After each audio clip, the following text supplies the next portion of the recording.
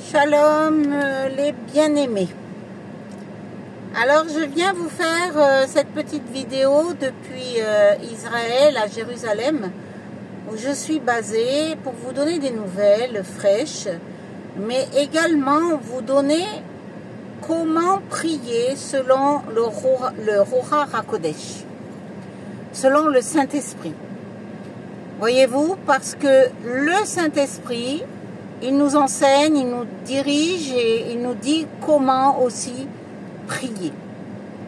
Donc voilà, il y a 2 jours de cela, j'étais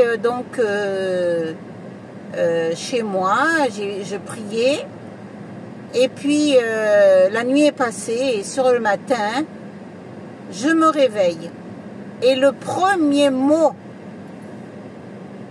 que le Saint-Esprit me donne, c'est le mot Amalek.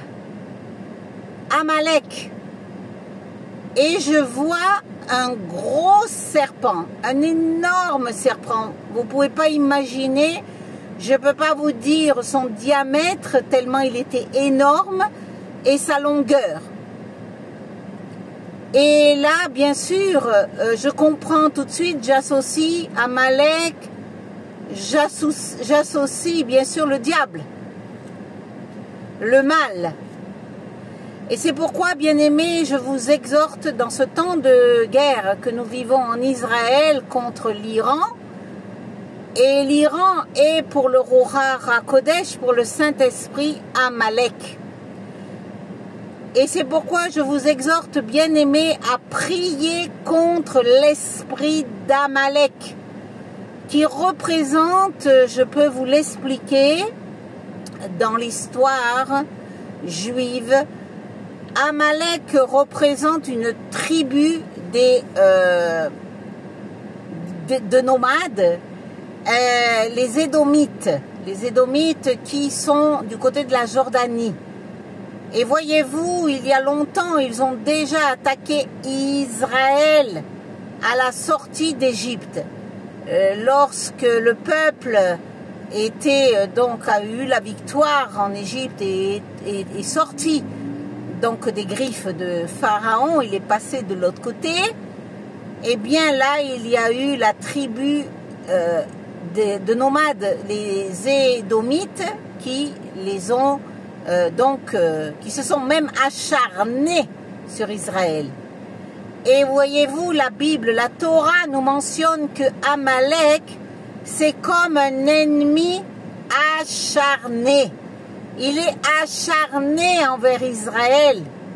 Il n'arrête pas de vouloir lui nuire, de vouloir détruire. Et c'est ce qui se passe en ce moment avec l'Iran, bien-aimés. Je vous ai déjà expliqué dans une vidéo dernière qui est l'Iran. Que fait l'Iran? Il vend des armes, il paye des terroristes dans le monde entier pour détruire Israël, détruire partout les synagogues, tuer les Juifs. Donc voyez-vous, c'est Amalek, c'est le symbole du mal en puissance, le Satan. Le Satan. Et vous savez qu'au-delà de cette guerre charnelle qui se passe entre l'Iran et Israël, nous savons bien, nous, peuple de Dieu, et je m'adresse également à mon peuple d'Israël, c'est un combat spirituel, les bien-aimés. Oui, nous prions Hachem, mais ce n'est pas suffisant, bien-aimés. Il y a cette guerre entre le royaume de Satan et le royaume de Dieu. C'est au-delà de simples prières.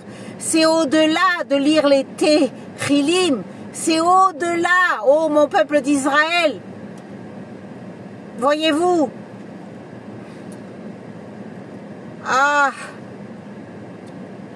même la Bible, et on peut comprendre le président Netanyahou, parce que la Bible a ordonné aux Israélites, à mon peuple d'Israël, de détruire, d'exterminer les Amalécites, Amalek, l'esprit d'Amalek.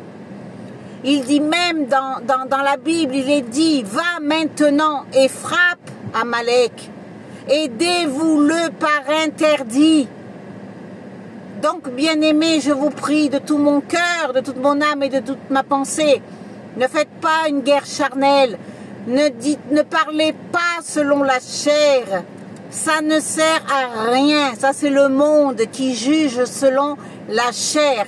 Mais nous, les enfants de Dieu, nous jugeons selon l'esprit.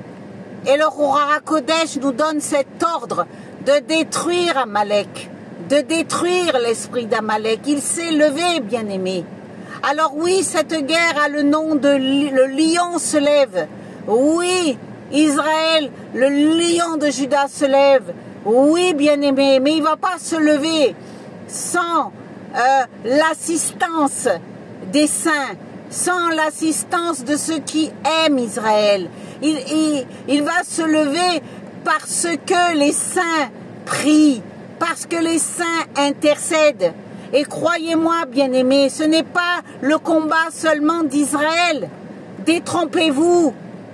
La francophonie, l'Europe, le monde entier, qui êtes dans une fausse paix là où vous êtes, ne pensez pas que c'est seulement Israël. Le combat, c'est celui également qui implique l'Église du Seigneur. L'Église du Seigneur doit se lever pour Israël. L'Église du Seigneur est aussi dans le plan béni de Dieu. Vous ne pouvez rester extérieur à ce qui se passe en Israël. L'Église, vous devez vous lever pour Israël parce que Israël fait partie de votre bénédiction. Israël, les bénédictions font partie aussi d'un enfant de Dieu, d'un chrétien. Alors arrêtez de dormir, arrêtez de vous refroidir, arrêtez de regarder de l'extérieur simplement ce qui se passe en tant que spectateur. Vous devez être un acteur, un intercesseur, quelqu'un qui jeûne et qui prie. Vous devez dire à vos églises de jeûner, de prier pour Israël. Vous êtes concernés aussi. Parce que, bien-aimés, si Israël devait chuter, mais il ne chutera jamais, parce que Dieu est avec lui, parce que Hachem est avec notre peuple. Mais comprenez, Keïla, l'Église dans le monde.